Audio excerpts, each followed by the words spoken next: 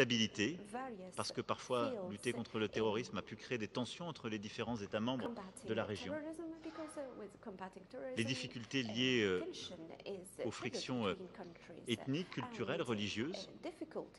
Évidemment, le défi économique pour des pays dont à la fois la dynamique démographique implique d'apporter une réponse économique, mais parce qu'aussi tous vos pays, et je le dis avec beaucoup d'admiration et de soutien, ont été confrontés aux phénomènes migratoires liés à toutes ces crises, et beaucoup d'entre vous ont été confrontés à des transferts de population. Et je vois ici plusieurs de nos amis, la Jordanie, évidemment la Turquie, mais aussi l'Iran, pour n'en citer que quelques-uns, qui ont été soumis à une pression migratoire extrêmement forte en raison des crises palestiniennes, syriennes, aujourd'hui afghanes.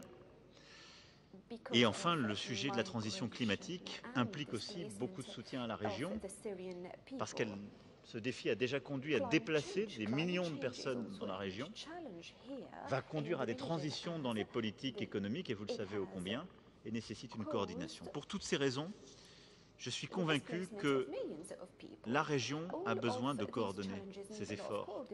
Et nous avons besoin de forums où tout le monde se parle, y compris quand il y a des désaccords qui existent. C'est ce que nous devons faire ensemble pour répondre à ces défis, en agissant tous ensemble de manière claire pour lutter contre le terrorisme. Et je veux vous dire ici, au-delà de ce que j'ai dit à l'Irak, que la France restera engagée aux côtés de tous les États de la région qui le souhaitent et font appel à nous pour combattre le terrorisme. Tous ceux qui le combattent sont nos frères et nos sœurs d'armes, sans ambiguïté. Et le terrorisme est encore présent dans la zone irako-syrienne, et nous devons continuer d'être là. Mais nous le ferons toujours, et c'est la ligne de la France, et c'est celle que j'ai réaffirmée, dans le respect de la souveraineté des États.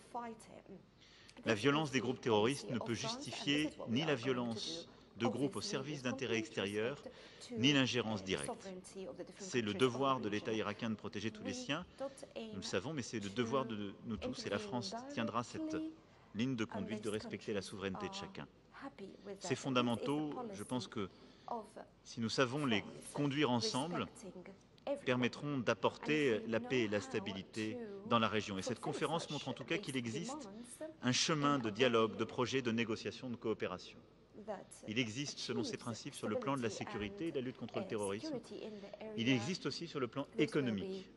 Et je veux vous dire ici combien, pour moi, cette conférence doit nous permettre de manière importante de dégager des grands projets d'infrastructures, des grands projets d'éducation, de santé, en matière d'eau, en matière d'énergie, essentiels à toute la région et aux côtés de laquelle la France s'engagera en termes de financement et pour lesquels aussi nous contribuerons à convaincre la communauté internationale de financer et de s'engager. Parce que ce sont de tels projets qui stabiliseront les relations entre les États et qui donneront des opportunités aussi aux jeunesses de vos différents pays. Alors peut-être pour beaucoup la question a pu se poser de savoir pourquoi la France se retrouve ici. Je le dis, d'abord c'est un immense honneur qui est fait à mon pays d'être là à vos côtés aujourd'hui dans cette période.